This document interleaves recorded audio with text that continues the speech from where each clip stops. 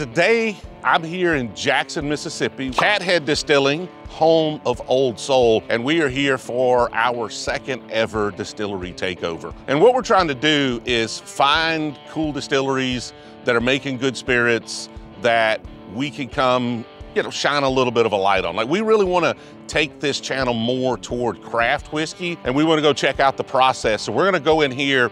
A few weeks ago, we had a live stream with Old Soul where we picked 3 barrels for the Brewzle Club, and we're going to go in and they're going to actually pick the one that everybody liked the most, our number 1, and we're going to see them bottle it here so we can understand what that process looks like. Hopefully we get to try some good whiskey and get ready for the distillery takeover. Let's go get started.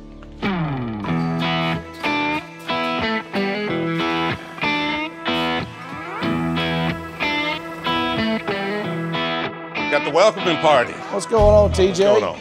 It's good to see you. Good to see you again. Nice to meet sir. you in person. And for everybody, this is Major. Welcome to Cathead, Mississippi's oldest distillery, founded in 2010. I've got Abby Sanders, our Georgia market manager, and Gabe. Squeeze on in here. Gabe Sandoval, our head distiller. Man, we're happy to have you here. We've been open in 2010 in this location for 8 years now, 9 actually. Time flies, and excited to have y'all come and visit. We've got, from our live stream pick, we've bottled 2 of the barrels and we saved the best one for last. So we're gonna go through that process and dump a barrel and bottle it. How much do you think it's changed?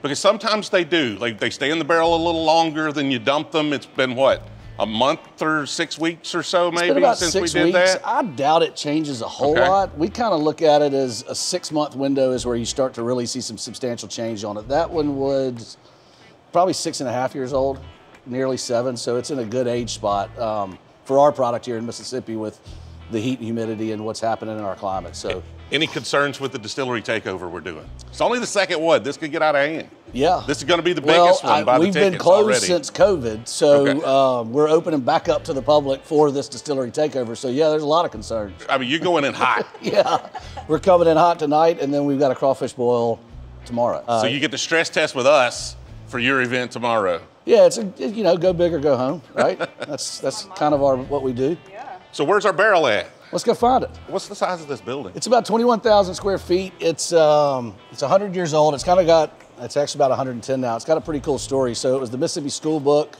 depository. It was part of an 11 building complex. And you passed over a railroad spur when you came in. Yeah, they need to replace that. It's a little It's rough. awful. That's the least of Jackson's worries on roads. But train cars came down. They would unload the books in this bay door, and then there's one on the other side. Okay. And then they would go out on trucks.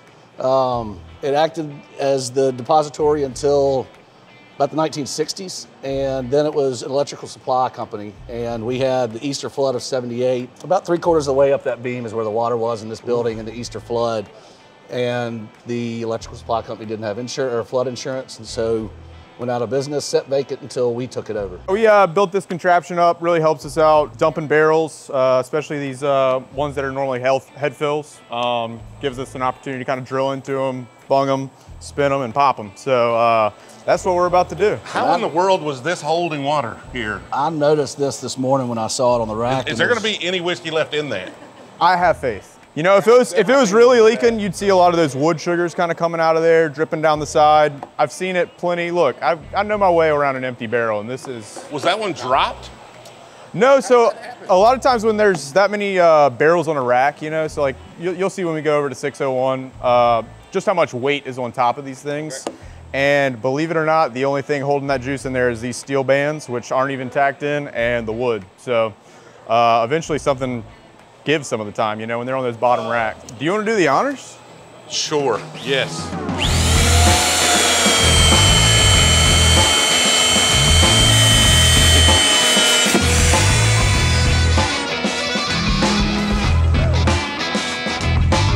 So I think this is a good time for me to pitch my cryptocurrency. Okay, what you got? What kind of crypto you got? You got an NFT? It's called Brewzle coin.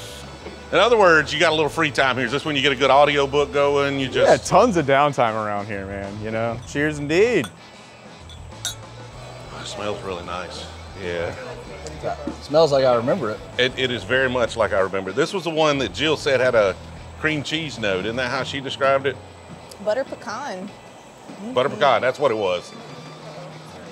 No, that's okay. You can keep that. Oh, it does have the butter pecan though. It's more on the palate than the nose. At this point, I've probably tried 12 barrels of Old Soul, including the samples we got from y'all. And I feel like I've bought the 3 best barrels of Old Soul I've ever had. Are they just progressively getting better? Are they getting, you're starting to release older? Like, or did I just get lucky? Did y'all just bring me the goods? I mean, well, we sent you good samples, but it's a variance. What you get in your store picks, as you well know, is every store and every buyer has a different palate, Yep. and we've talked about it. I mean, somebody can wake up in a bad mood one day, and a barrel tastes different. You go back to it the next day. So it's a personal preference, right? I think they're getting better.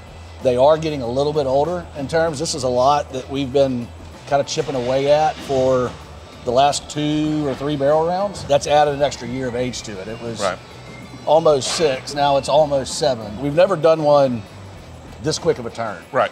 Usually it's 2 or 3 months in between. Well, you're gonna do one really quick this afternoon. It's gonna be wild. And what's the proof on this one again? It was 128.2, so hopefully we haven't gotten 128.2? 120.82. I was about to say 128. That's higher than I remember. Yeah, I don't remember that. That's exciting. It's giving out now. I found y'all's, they hadn't shipped out because they were waiting on the 3rd one, but these are the first 2. So these are our first 2. When do you, got the logo on it right there. When do you think these will be at our retailer? How long do you think it takes to get it to Texas? Do you know? I mean, I know the distributor sometimes just holds them, but. Probably a month to get it because it'll have to go to our distributor warehouse in Dallas. They'll have to ship it to the retailer, and then the retailer starts shipping it. My guess is probably from where we're sitting today on April 5th, probably about a month.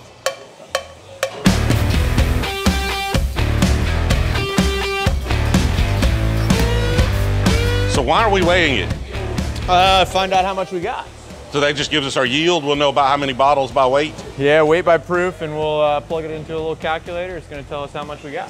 Nice math. Math. And your teacher said you'd never use that math. It's clocking it at 120.45. Oh, half a proof. That's 121. And while we're here, this is our production team. We've got Jonathan, Reed, Marcus, and Corey.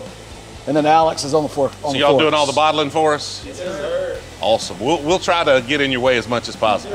Do we have to flip it over, or has it got something on the bottom to dump? Nah, so you got a little valve down here. We'll hook up to the bottling line, all tri-clamp fittings, and we got a little reservoir on the backside of our filler. We can kind of run you through that whenever we get over there. Our vodka is our main seller, right. So this line's built for speed for that. But you can go through, man. It's fine. It's not that kind of production. We had a manual gravity filler with a manual stelvin closure, and then a labeler. So the labeler was about this, right? And that was it. And so we've graduated to where I think they can do probably 10 pallets of vodka a day, whereas a pallet a day to 2 pallets a day was pretty big a few years ago.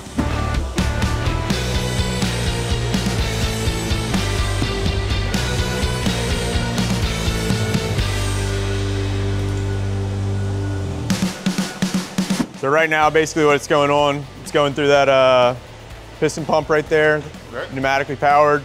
There's a little card on the backside you can see that's getting charged up with the barrel. Once it's got enough juice in there, they'll start sending some bottles down this line. It's gonna hit this first step right here. It's gonna turn it over, hit the bottle with a little bit of ionized air, kind of blow out any particulates in there. Swings around, fills the bottles, moves down to the corker, then the labeler. Gonna get its tamper seal, and then they're gonna inspect labels, throw another one on there, throw it in a case, and see you later. 161 in the package, just like that. Beautiful, beautiful label there. The Brewzle logo. So this process, it would probably take us 2.5 to 3 hours to bottle a barrel, and now we can do it in about 45 minutes. I will admit, this little transition makes me nervous though, because they all seem so unstable. And then they just they all go. But right there on that that makes me nervous. Well, get this over here. That transition right there. They always look like they're gonna fall over.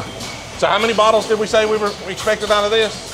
35 and a half cases. So half a case. We can't send a half a case. You can drink a half a case. We could drink the half a case though. That's Buy fair. lunch, even if we wanted to. It's Mississippi. Why not? Yeah, How we yeah. sticker? Is there any magic? I just take one from the front here. Yeah, so you just Okay. grab from the front. All right. And we try to center everything as best as we can. So what we're doing with this one is the W goes in between the U and the R on the bourbon.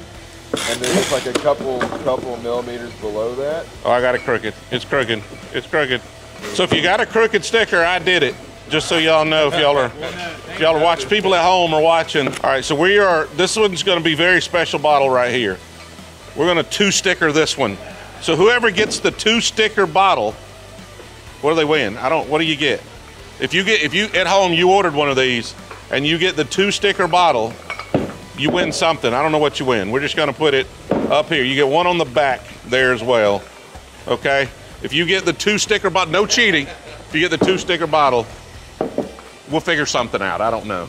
I'll sign this double sticker one here as well. So not a traditional Rickhouse by any stretch of the imagination. Okay, It's so an just a big industrial warehouse? building. Yeah, just a big warehouse. The old distribution center for newspapers, which is what all this stuff is. But currently we've got 3,500, something like that, barrels under management. These right here, these are some really cool ones. These are jam barrels. So we have for our birthday, we have the Cathead jam, and all of our friends sign it. That's a lot of fun. We've got family barrels, so when all of our kids are born, we lay down various whiskeys. We've got some single malts and some French oak there. My family barrel, I'm a big rye whiskey fan, and so my family barrel's a 95.5 rye. Now, do you get that barrel someday, or are you just like, hey, that's mine? Well, Sentimental attachment to it. I think the idea is that when they turn 21, you pull bottles, but as it turns out, each birthday, we as grown-ups pull some bottles. out and drink it. And at one point, Might not be any left by the at time one they point, turn Richard's 21. wife was like, "Stop pulling from it because there's not going to be any left." Does that say pecan? That's kind of R&D right now. Okay. Trying to rework a product we used to do, pecan vodka. So kind of playing around with that. Got some Amburana in there. Playing around with that. I don't know if you're familiar with that. I'm probably the world's most well-known disliker of Amburana. Hate's such a strong word. Significant disliker. You've had it like whiskey finishes? Yes. Yeah, so we're talking about like those are oak barrels, used bourbon, and then I've got an amount of like chips in there. So it's way toned down. It's not over aggressive, and it also plays a lot nicer with kind of the nuttiness of the pecans. So hopefully that's something that doesn't just disappear in this Rickhouse. I don't see too many Rickhouses that are cinder block, concrete block. I mean, most people are throwing them up. They're metal buildings. Right. Or you'll see the old Kentucky Rickhouses that are, stone or something. But like, do you think just like the thermal mass, or you think the blocks are giving you any advantage, or is that a disadvantage? I think it's probably too early to tell. We've had this building for 4 years now, and so back behind the bottling line at the distillery is where everything was stored. Same type thing, right? No airflow, brick building. I think what's given us the most advantage is the heat. Honestly, just the fact that it's hot. It is hot, and it stays that way. 90% of the stuff in here is our 21% rye. Okay. We've got some other mash bills, one that we're going to be tasting tonight, the Mississippi wheat. The 21 rye has a 21 wheat sister mash bill. What else we have? And we've got some weird stuff in here. Delta Boy, Bottle and Bond Heirloom Series. Got that red, white, and blue corn that we're playing around with. That's what we're cooking right now. What's the oldest barrels we've got in here? We've got a couple R&D barrels that are Southern 11 or 12 Gentleman. years old. That thing's empty and gone, right? It's gone. I think we've got some that are probably 11 or 12 years old. We've got some that are clipping close to 8, 9 now. Will wanted me right here in between these barrels for this because this is his big moment, okay? This is his Martin Scorsese shot. Martin Scorsese, I don't know. Some famous director, okay? Will thinks he's a director now. So he's got me here to let y'all know we're gonna go get some lunch. Then we're going to do another barrel pick. And then later in the evening, we've still got the distillery takeover, so we've got a lot to pack into this video. We may have to cut this into 2. We're back from lunch, and we are about to do, I think, the largest barrel pick sample we've done at one time. I don't think we've ever had 12 samples and we can buy 1 or 12 of these barrels. Tell me what we're doing here. How is this gonna work? So I've kind of got them laid out to where the row furthest away from you is number 1, top left, kind of like you're reading the page of a book. 1, work your way left, down, 7 through 12. I'm gonna put number 1 as a 5, and that is my middle of the road line to go up and down. Number 7. You really like 7? I think it's good. I think it's a good representation of what the mash bill is. And I think it would be, if every bottle on the shelf tasted like that, it'd be perfect. I'm trying very hard to do something new this time, and that is not drink all the samples. I think I could cut 6 out. What I was thinking we might do, and I don't know if y'all have rated them to where y'all can give me a 1 through 12 on the bottles that you've got, but let's get everybody's 1 through 12, and whichever 6 has the lowest number, like if you're number 1, my number 2, whichever 6 has the lowest point total stays, and the rest of them go. And then we're down to 6, and we can figure out what we do from there. So you're going to give me one being your favorite. Give me number 1. What's the highest freaking rank? Okay. Which one did you like the most? All right, what's your number 2? Number 1. What's your number 3? Number 10.